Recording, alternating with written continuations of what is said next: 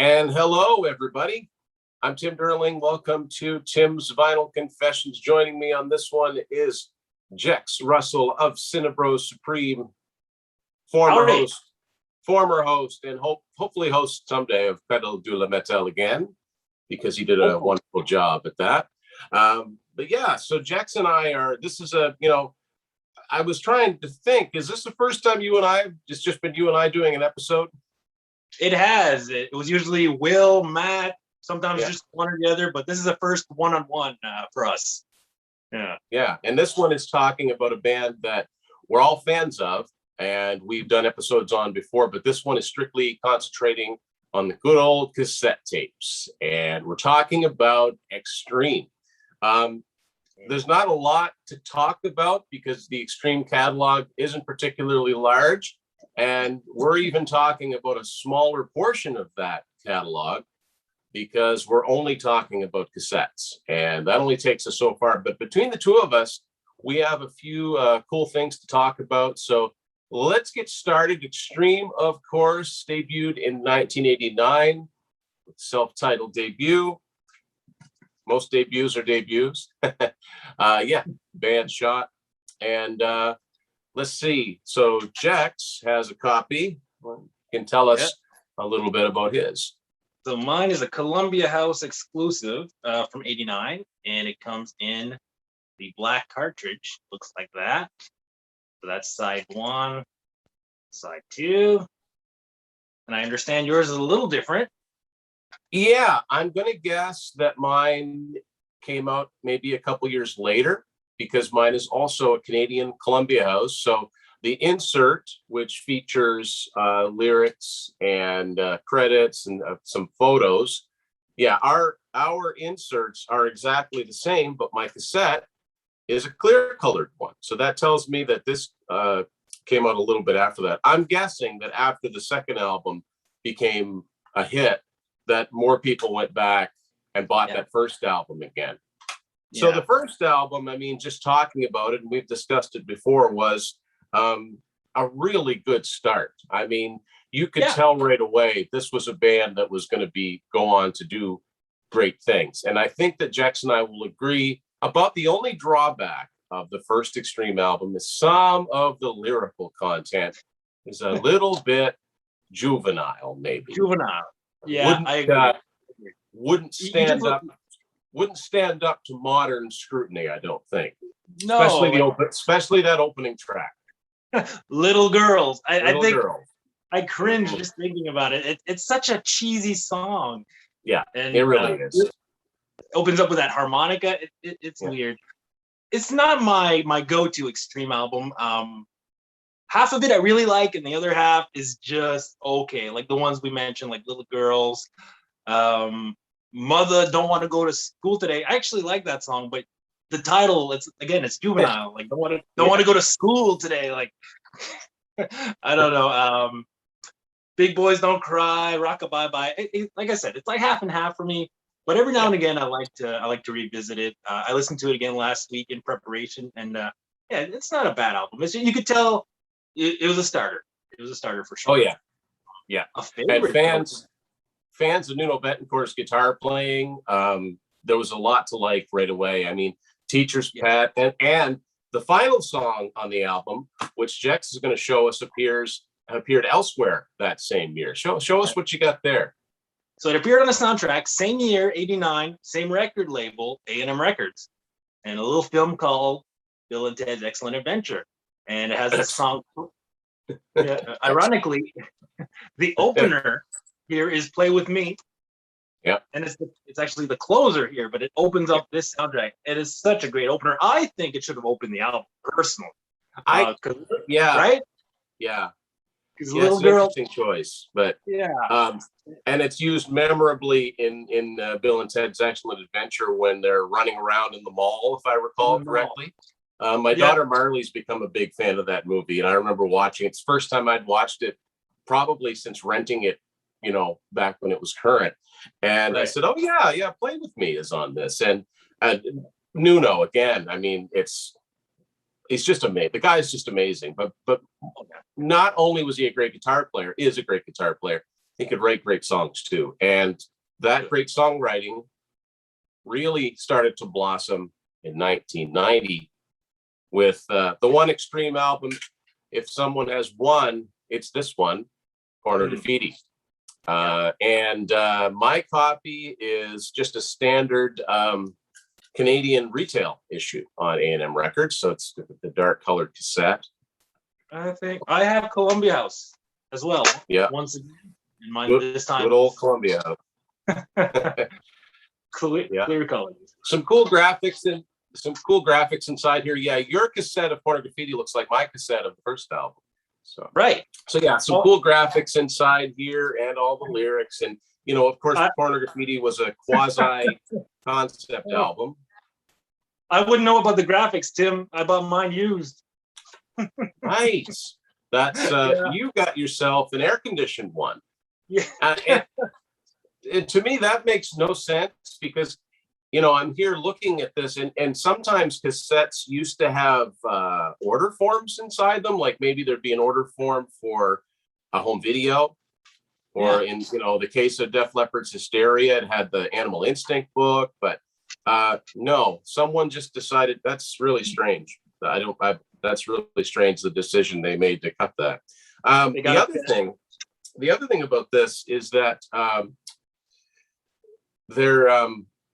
boy, I just totally lost my train of thought. Jex, help me out here. What was I going to say about this album? I don't understand why they cut that big chunk out of it, but a great album that, of course, took a little bit of time to catch on, and it caught on the strength of two singles, a #1 hit and then a top 5 hit. And I just remembered what I was going to say about this. This is one of those inserts that's hard to fold up correctly.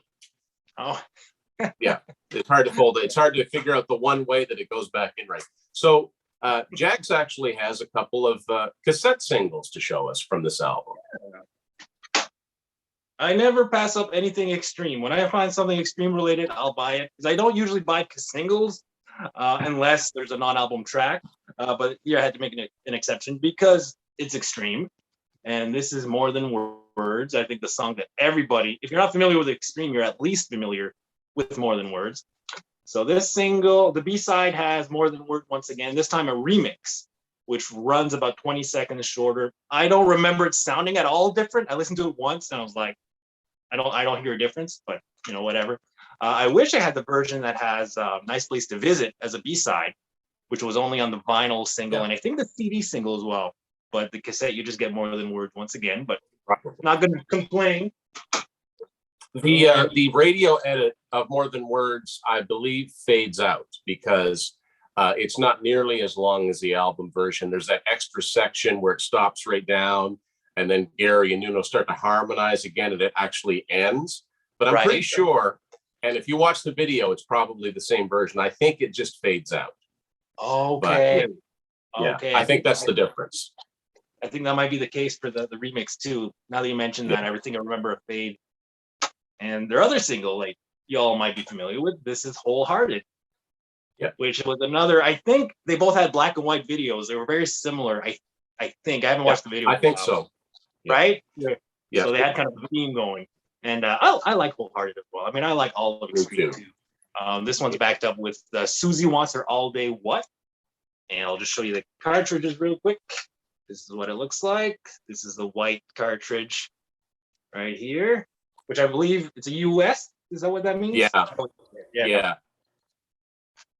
And the first one. Yeah, they were both black and white videos. The More Than Words one is iconic. It's got Gary and Nuno sitting, playing, and then it's got Pat and Gary sitting back holding up lighters. But the Wholehearted video, they're sort of out in the street. They're like in a crowd. And I'm pretty, I think you're right. It's also a black and white video. It's very, very classy. They kind of did classy videos. They did. Yeah. I like their videos. Yeah. So the next thing to come out was a 1992 third album, 3 sides to every story. So I like how they incorporated the way that they wrote. They didn't use their regular logo here.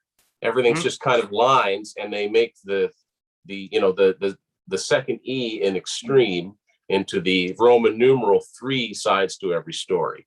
What I've got here is a Canadian copy on A&M. It's just a retail copy. And this has some cool, cool photos inside of it. This was sort of a concept album broken up into three sections: yours, mine, and the truth. But what makes this cassette a little bit unique is that in the late 80s and early 90s, record companies were really pushing CDs.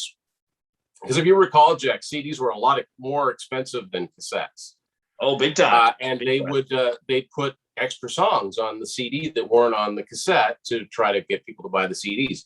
This is the exact opposite. There's a song on this cassette that is not on the standard CD version. It's a song called Don't Leave Me Alone, which is also on the vinyl of Three Sides to Every Story, because single CDs did have their limits as far as time goes. So it comes in the middle section. It comes in between the songs God Isn't Dead and Rise and Shine, if anybody's never heard it.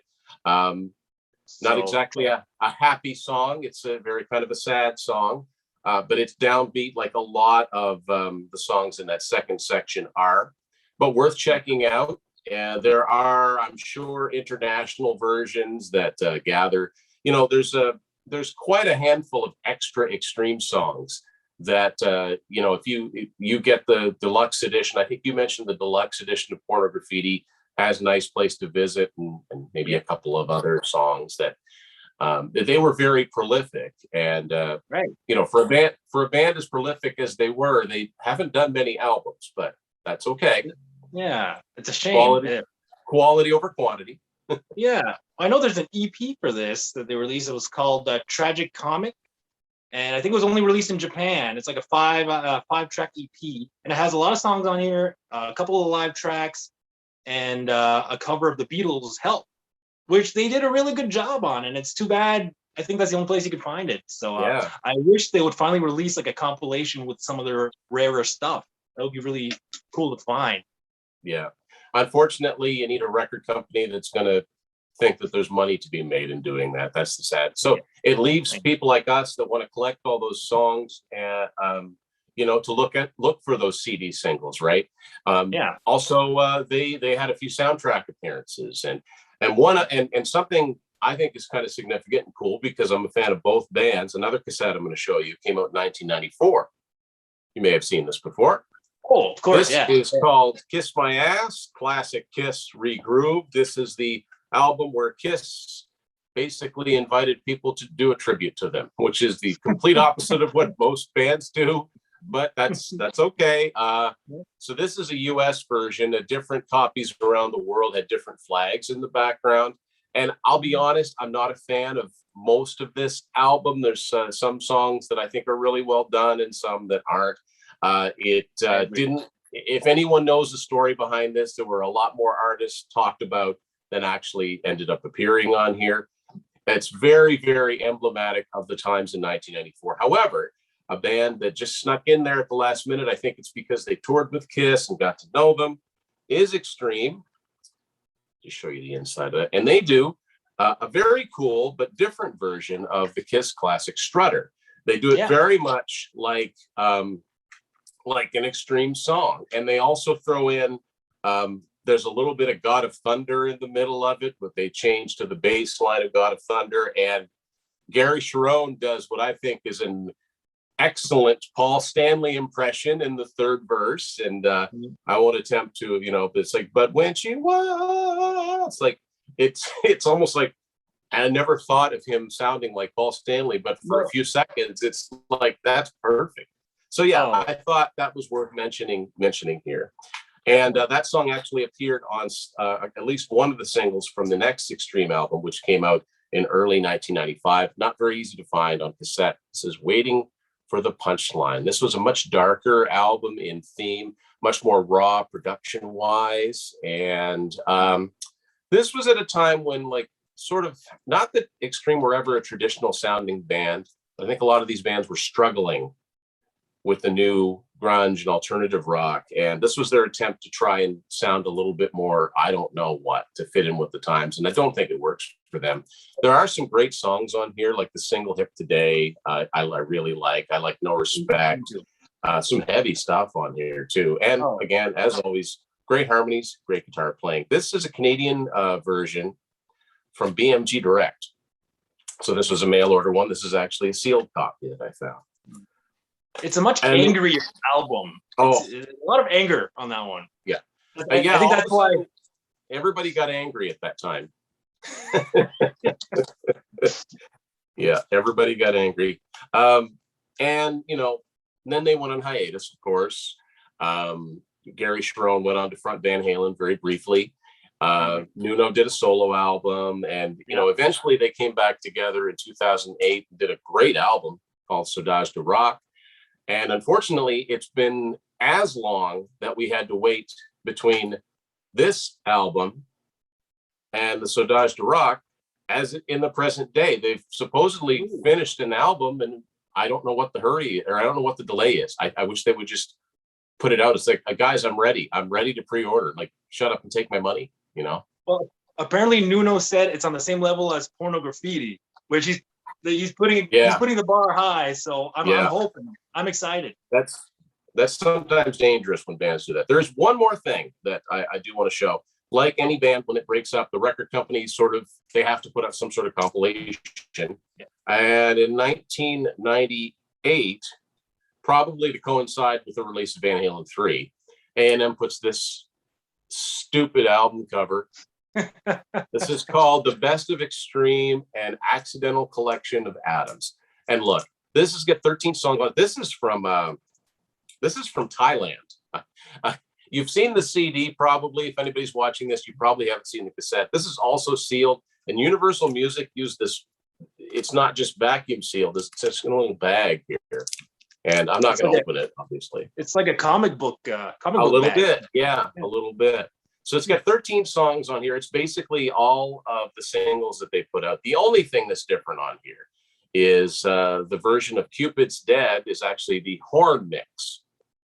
But as we talked about before, there are B-sides. They could have put a couple of B-sides on here, but again, you know, they just kind of stuck this out, probably with very little involvement from the band. And but seeing as how it's the only other Extreme cassette that exists that I know of, I had to put it on there. So a great band, and worth checking out. And if you are an Extreme fan, maybe you're not familiar with some of the extra songs, some of the B-side songs that they've done over the years.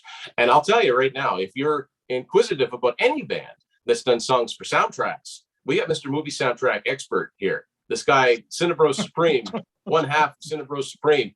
Jex knows his movies, and he knows the songs that appear on movie soundtracks. And if I'm not mistaken, Jex, they did a song on the Super Mario Brothers movie.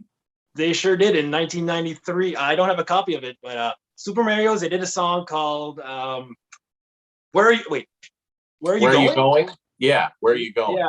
Yeah. And it's a decent song. I mean, I like it for what it is, and I just like the sheer rarity of it. You can't get it anywhere else than on the soundtrack. Look, it's got to be better than the actual movie. Because that movie was so bad. Yes. Yeah. I liked it as a kid, but no, it hasn't aged well. No. Anyway, yeah. So there you go. That's a look through our Extreme cassette collections. I want to thank Jex for helping me out with this, providing the cassette singles and the soundtrack stuff that I don't have. And what are we missing? Does anybody know? Is there something that neither of us have mentioned? Mention it in the comments. And thank you, as always, for watching Tim's Final Confessions.